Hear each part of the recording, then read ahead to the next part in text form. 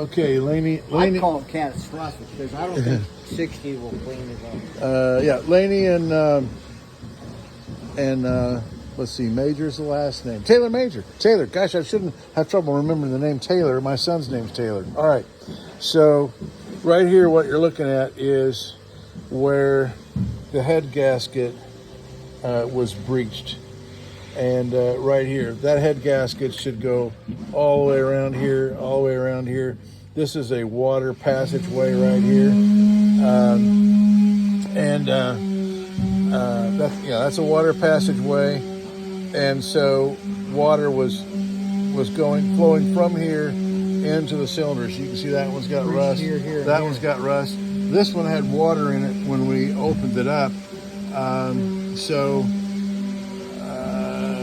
I'm not sure where the breach is on this side, but we are looking at, we're looking at a lot of rust right here. The other thing I'll show you is that if you look at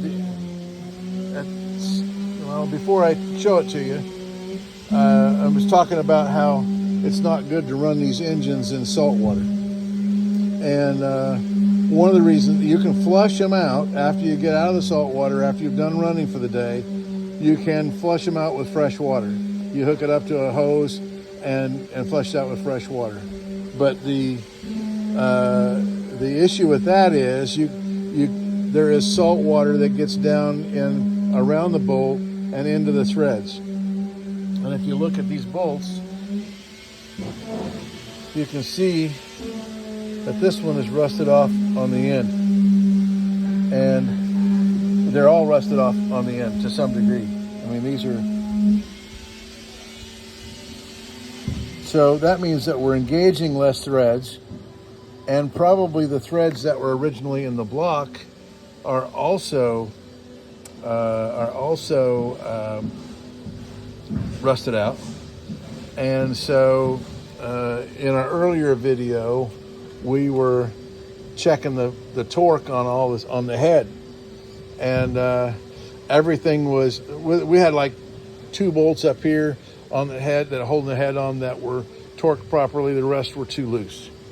They might have been torqued properly, but have vibrated loose because there are less threads engaged, because there are less threads on the bolt. So one possibility is rebuild the engine. I mean, that's where we're at. There's no repairing the engine or running the engine.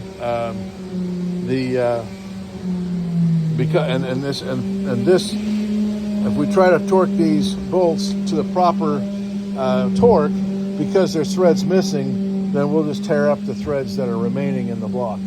So the block is pretty well gone. It was bored 40 thousandths over. It's been rebuilt. There's a 40 on here. On one of them. Is it that one? I really can't see it on that one. But it's been bored before. Yeah, right there. 040. This way. 0.040. So it's bored 40 thousandths over. You can go to 60 thousandths over. We would go to 60 thousandths, for example, to try to get this rust out.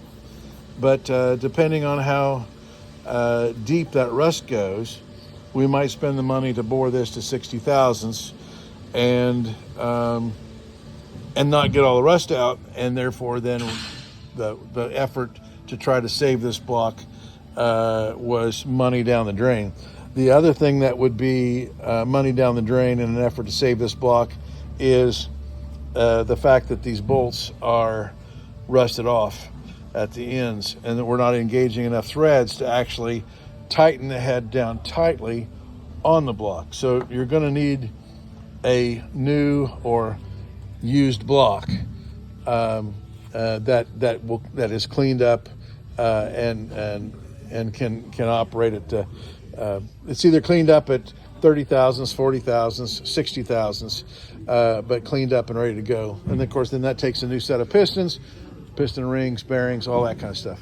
So that's one option, but my concern is if we rebuild, then and you're going to run it in salt water or brackish water, then that's what causes this, and what's caused this over a long period of time to actually happen. So, so I would suggest that you consider a new engine. Now, I'll tell you, I don't make hardly any money on a new engine. So, of course, new engine is going to be pretty much double the money of a rebuild. But I don't make diddly squat jack poop on it. So, and that's fine. It doesn't matter how much I make. What matters is that you guys got a power plant that you can count on, a running power plant that you can count on. And my suggestion is a new marine power plant that come out of Louisiana, and that's my suggestion. You don't have to take my suggestion, and obviously you're going to need to mull it over. We're not going to make a decision today, or maybe even next week. Feel free to ask all the questions and challenge us on it, so that you're satisfied that you're doing the right thing. We can rebuild this one and put a freshwater cooling system on it. We would have to engineer that freshwater cooling system. It uses a heat exchanger. Right now, your engine block is the heat exchanger. We pump water directly into the engine block and the manifolds, and so those are your heat exchangers. And here's another thought. You have a couple of exhaust manifolds that, while they tested good, we don't know how far from failure they are. So there's kind of all sorts of reasons not to rebuild this and to buy new power, which I don't normally suggest, but that's where I'm at today. So I just wanted to update you with this. That's 7 minutes of me rambling, and let's get it uploaded and let you decide what you think you want to do. Thank you.